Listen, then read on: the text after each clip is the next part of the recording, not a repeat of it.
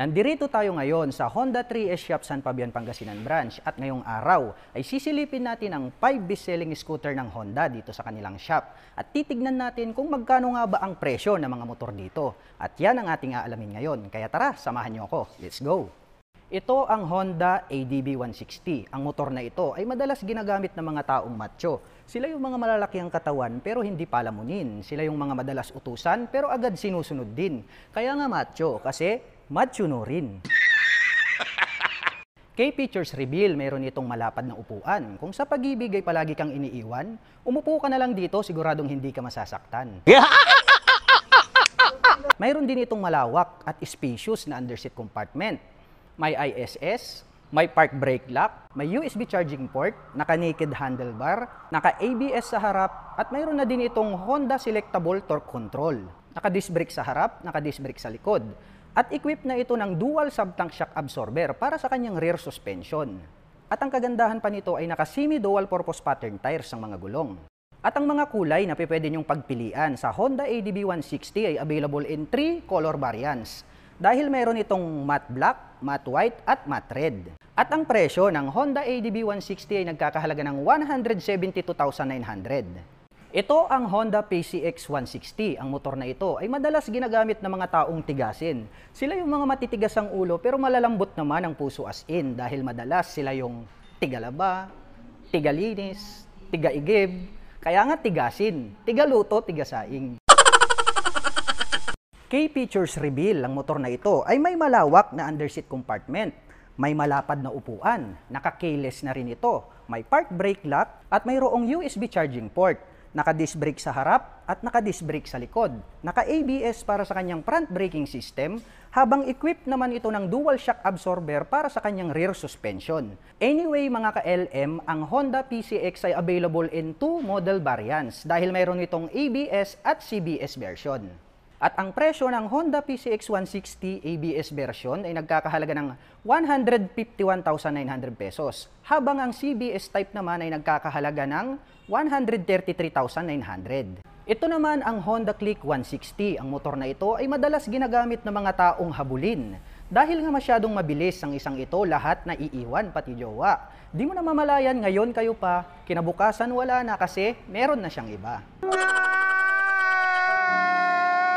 At kapag hinabol mo, matulin. Dahil pag tumakbo ang motor na ito ay talagang mabilis. Habol, matulin, kaya pala habulin. Key Features Reveal, ang motor na ito ay may mala-transformer na headlight design.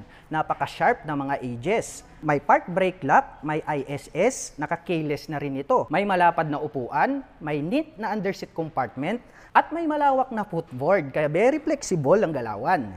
Equipped naman ito ng single shock absorber para sa kanyang rear suspension. Naka-disc brake sa harap, habang naka-mechanical trailing naman or drum brake sa likuran. At ang mga kulay na pwede niyong pagpilian sa Honda Click 160 ay available in 3 color variants. Dahil mayroon itong matte black, matte red at matte white. At ang Honda Click 160 ay nagkakahalaga ng 122,900 pesos. Ito naman ang Honda Airblade 160. Ang motor na ito ay madalas ginagamit ng mga taong matitino. Kaya kung mapapansin nyo, paisa-isa na lang ang gumagamit nito pag inyong nakakasalubong sa gitna ng kalsada. Ang ibig sabihin lang nito ay kukunti na lang talaga mga matitino sa mundo. Key Features Reveal, ang motor na ito ay may slim na body design, kaya very sexy ang datingan. Naka-poly digital dashboard, naka-ABS sa harap, habang equipped naman ito ng dual shock absorber para sa kanyang rear suspension. May ISS at mayroong side stand engine cut-off. Naka-disc brake sa harap, habang naka-mechanical trailing naman or drum brake para sa kanyang rear braking system. Naka-keyless na rin ito at may malapad na dual tone na upuan. At mayroong malawak na underseat compartment. At ang kagandahan pa nito ay mayroon na din po itong USB charging port under the seat. At ang mga available na kulay na pwede niyong pagpilian para sa Honda Airblade 160 ay available in 3 color variation dahil mayroon itong red, blue, and gray. At ang presyo naman ng Honda Airblade 160 ay nagkakahalaga ng 125,900 pesos. Ito naman ang Honda Click 125. Ang motor na ito ay madalas ginagamit ng mga taong pogi. Dahil pag meron ka nito, kahit pangit ka, popogi ka. Kahit matanda ka, ibabata ka. Oh my God! At kapag single ka naman ay magkakajowa ka. Sana all.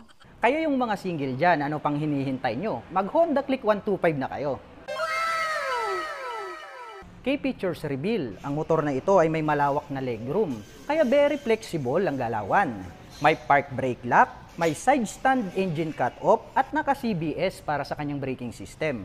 May USB charging port at naka-mechanical key system naman para sa kanyang key ignition. Naka-disc brake sa harap, naka-drum brake naman sa likuran. At ito ay equipped with single shock absorber para sa kanyang rear suspension. May malapad na upuan at neat na underseat compartment. At napakaganda ng kanyang headlight design, kaya very attractive sa daan. At ang mga color na pwede nyong pagpilian para sa Honda Click 125 ay available in 5 color variation. Dahil meron itong black, red, gray, blue, and then white. At ang presyo ng Honda Click 125 ay nagkakahalaga ng 81,900 pesos. At para pala sa mga gustong malaman ang full detailed information ng 5 best-selling scooter na ating tinalakay ngayong araw, ang link ay ilalagay ko dyan sa description box sa ibaba. At para naman sa mga inquiries ay pwede nyo silang tawagan dito sa kanilang contact number at syempre pwede nyo rin po silang bisitahin dito sa kanilang present address.